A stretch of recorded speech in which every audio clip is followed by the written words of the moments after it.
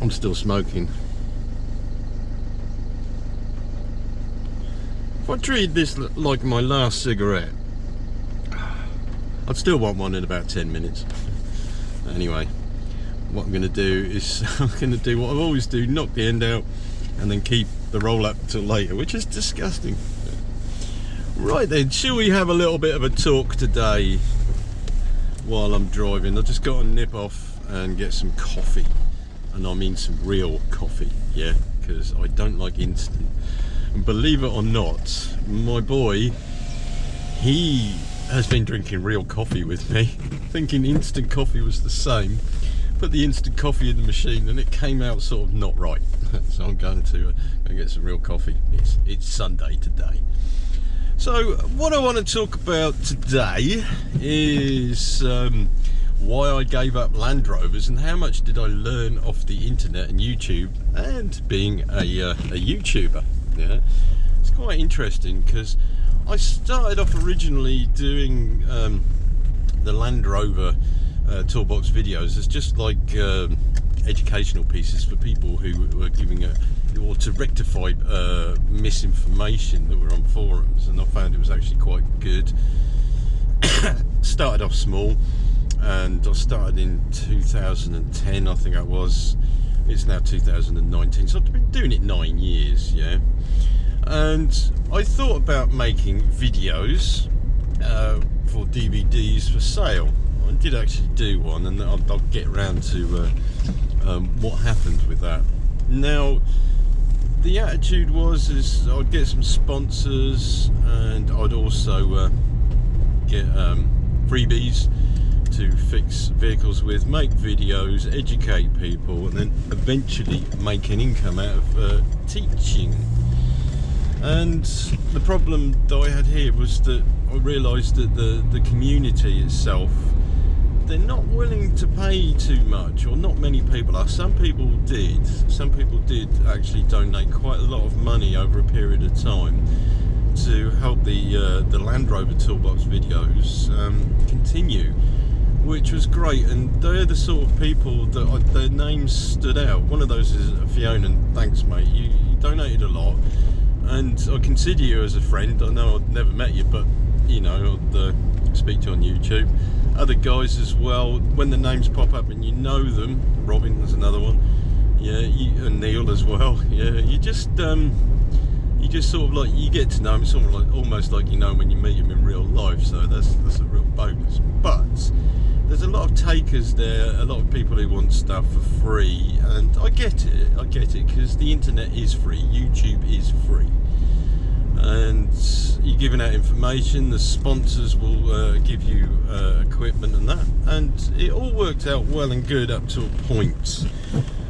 I did get some good sponsorships, and we made a lot of videos. There's something like 600 videos on the YouTube channel. Everything fell to bits one day.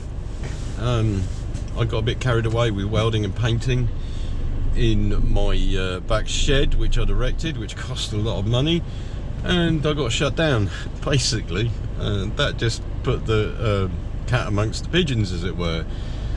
And after then I couldn't recover from that. The finances weren't there to get a workshop to buy the vehicles, and yeah, that fell to bits. But that wasn't the only thing. I could have maybe tried a bit harder.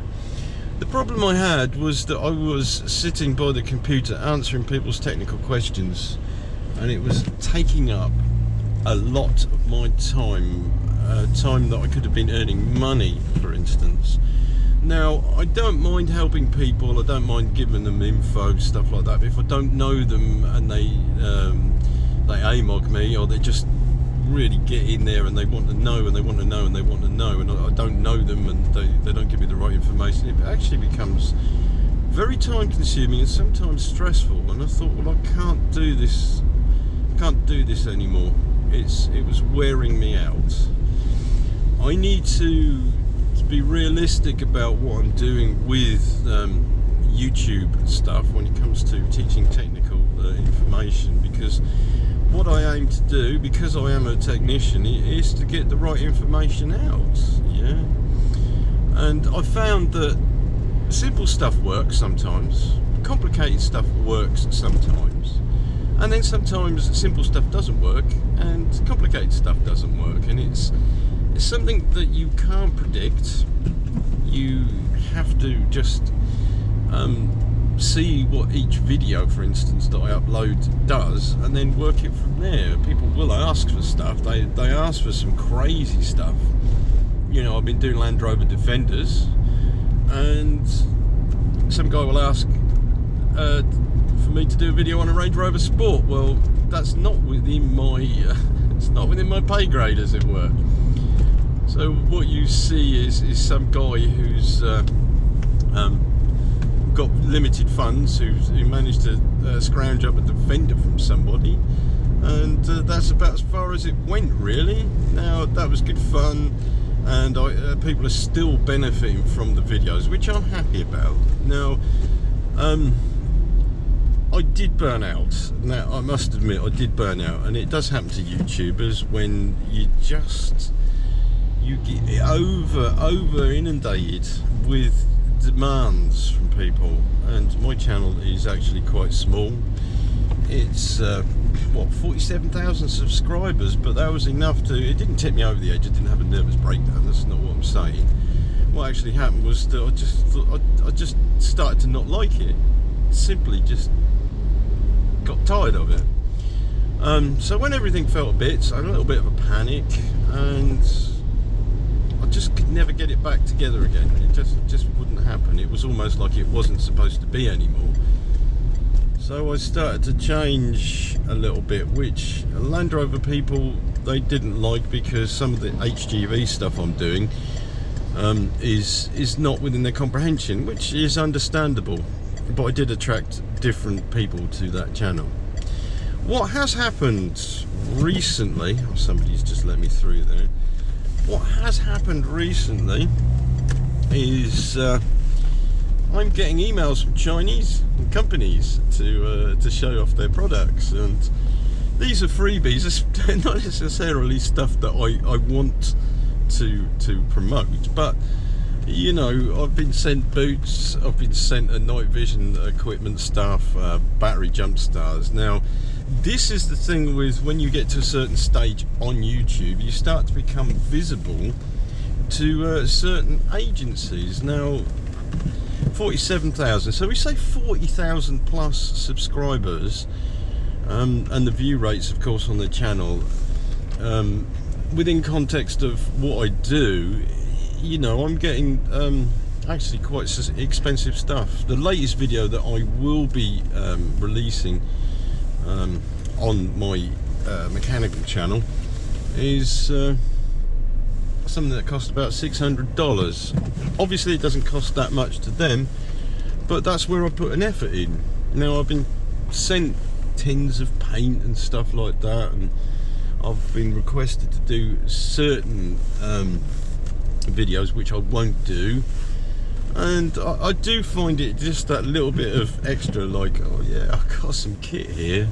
They benefit from it because people get to see the equipment, and especially this night vision one, that's quite a good one. But on the whole, it's been going through my head to actually knock it on the head, finish it, and then do something else, which I don't think I'll do. In my heart of hearts, I don't think I'll actually do that. But it's getting something that's realistic. Now, I did start back to basics on the vehicle that I'm sitting in, because this is all I've got. I've got no space at all. I've got very limited funds. I can't film in the workshop that I'm at to do tutorials, for instance. So I'm stuck. Yeah, I'm actually stuck at this, and I'm looking at different ways of making capital. One of those is lifestyle changes. Now, this is what this channel is about, is lifestyle changes and making income from other places, and changing myself. I mean, you look at me, sometimes I'm going to be a real scruffy mess. I've got a tooth missing, yeah? I've got to sort that out, and just generally become more sociable, because that's something that I've not been doing for a while.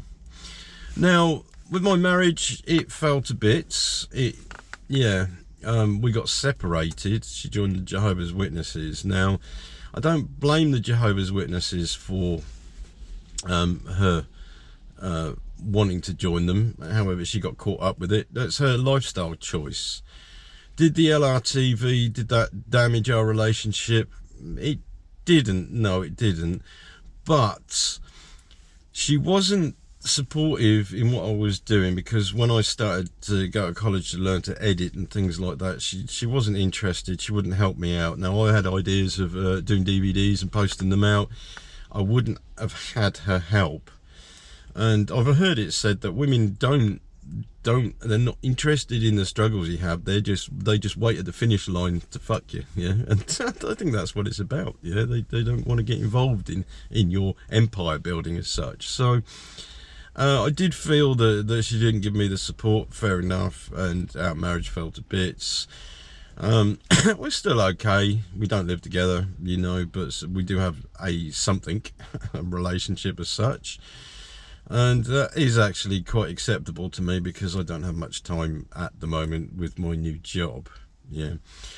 So the future of my thinking is actually quite garbled at the moment, because I've taken on so much information lately about affiliate marketing, about how to sell on Amazon, writing books for Kindle, that sort of thing. And you know, some of it's inspiring, but when you start to look at the amount of people that are offering courses to do this, then you think, is it actually worthwhile? Are these guys that are making $100,000 a month, are they selling these courses to make the money? Or are they making the money for real on doing their affiliate marketing? This is what I can't find, and I don't know. They say one thing and the truth could be something else, but the market seems to be quite saturated with people who claim that they're making a lot of money. And there's a few things that I've looked at. I've also looked at satirists that have turned around and said, yeah, this is a load of bollocks. CoffeeZilla's a good one, who's exposing scam artists that are actually doing that. And it's worth investigating. It's worth investigating, definitely, to see if it's worth either either affiliate marketing or writing a book for Kindle. But then again, there are always the negative people who'll turn around and say, yeah, you could write a book and you'll sell 3. You're still selling on Amazon, but you're not selling much. And to make a decent income, so I could, and this would be a desire of mine at my age, is to actually stay at home and do something different, which would be video making, to make courses on repairing vehicles, believe it or not. That was my desire. It's still there, and it's still my passion. There's no way I could make a living off YouTube at all. The best you can really get is a little bit of AdSense money, unless you're very, very, very popular. But then people just want to be entertained. The education they want for free, don't they? It doesn't pay. I get, what, $70 a month, and then they take that half that, so that's $35 a month. So every 3 months I get like 60 quid from Google, which is not worth its while. Patreon, on the other hand, has been quite good until I stopped the Land Rover stuff, and then people just started to drift away, which meant that the computer I had repaired, I had like all sorts go wrong at one point. All the money got spent on that to just keep the videos going. And this is what I'm doing on the channel, is just having it tick over and keep people who are originally quite loyal to just know that I'm still there. I'm still there, even though sometimes I think, what the hell am I going to do today with nothing? Literally, I'll just walk up to a car and go, what am I going to do today? Don't know. It's not a Land Rover, so the Land Rover guys are not interested. So I've got to do something that's all round, which is quite a challenge in itself sometimes. Yeah. So anyway, getting back to this channel, it's just something that I'm going to put things up every now and then. If there's more interest in it and I find ways of being able to actually leverage YouTube for a better income, well, not just YouTube but the internet, and then that is what I'm going to do, and I will show you if I can do it. Yeah, some things obviously are bullshit and some things are not, but it's what is reality. It becomes confusing. Yeah, I don't know if you understand that. I don't know if you understand that. The confusing bit is just the information overload. The information overload and the amount of stuff that's offered is sometimes just overwhelming. That can cause a burnout as well. And after a couple of weeks, I got to the point where I remembered when I'd read a book, Paul McKenna, I Can Make You Rich. This was the one. Paul McKenna, I Can Make You Rich. Well, actually what it is NLP. He's a hypnotist, if you don't know. He's a hypnotist, and NLP is hypnotism, which is neuro-linguistic programming, which makes you get into a certain emotional state, if anything else, yeah, by either clicking your fingers or rubbing or doing something which will get you into an attitude, into a state which you can then start to feel wealthy. And sometimes I wonder if that is not actually the truth. But I read the book and I thought, this guy, I'm making him rich by buying the book about wanting to be rich. And this is how I look at these internet courses. Yeah, you see what I mean?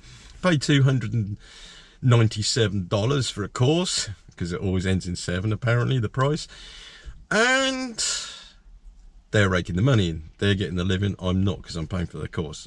I know it's work. Yeah, some people are prepared to do hard work on the internet for things like that, but at the end of the day, is the juice worth the squeeze? Is it worth the effort put in to get a living out of it?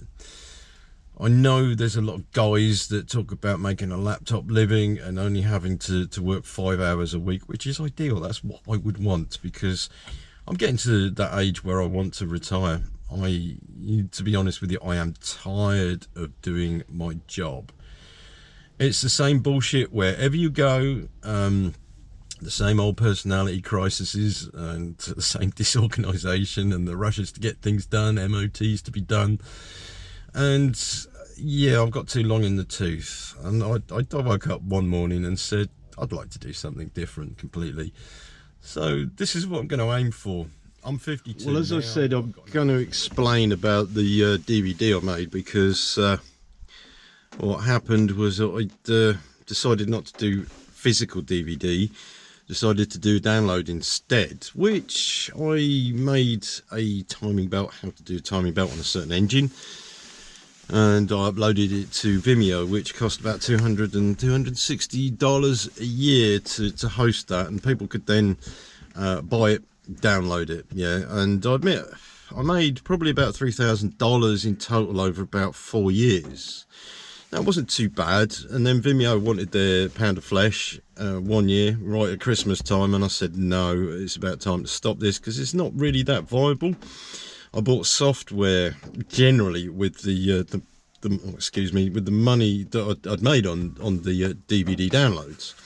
So I took it off and put it on YouTube, because YouTube had that facility by now, bring it a bit closer to my supporters.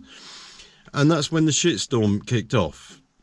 And this is when I realised there's a difference between people who are willing to pay and people who are not willing to help out. They just want everything for free. Yeah, and yeah, I put it on to the my channel with a paywall, and it was actually cheap. It was cheap. It wasn't the same as what I was charging originally on Vimeo.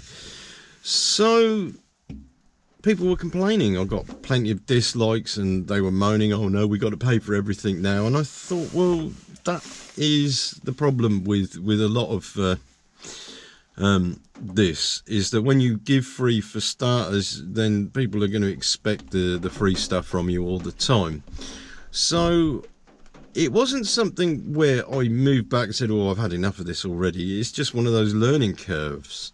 And I think it's better to, if you're doing something which is a paid platform, is to take it away from where your main platform is, i.e. you got a website, you want to have somewhere else which is hosting the videos that other people can access without it being directly where your free stuff is. what I found disappointing, this was very disappointing, was the guys that were giving all the time. Not much, I'm not talking thousands of dollars here, I'm talking a few dollars. They were giving, and they were happy to give to support the channel, where there were others that just wanted to take. There always will be givers and takers, and there's nothing that you'll ever do to stop that. I get as much free out of the internet as I can because of my financial situation. However, when it comes to a bit of a mudslinging match, then you find out what the reality is within a certain circumstance. And I personally feel that it's worth setting up those sort of dilemmas to see sometimes what you're dealing with. Not so much drama, but setting up something where you need to test the waters with people, with groups, with organisations, to see exactly where you stand and what they want.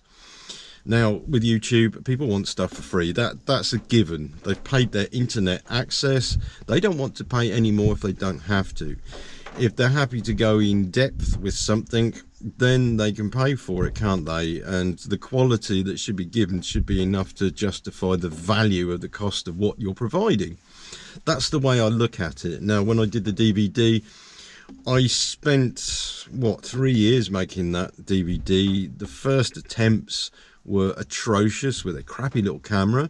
So I bought decent equipment, spent the time, made a decent video, and made sure it was delivered properly, and that's quality for you. And nobody complained on Vimeo, and in fact I got a lot of compliments and recommendations, and to me, that I was happy with that.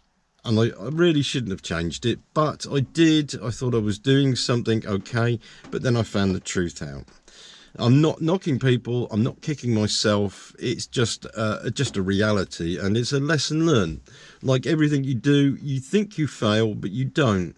If you've walked away and you've learned something, you know how to approach things in a different manner next time. This is my attitude, and this is the way that I look at it, and I think that anybody should do the same. Never kick yourself for your failures, ever, ever.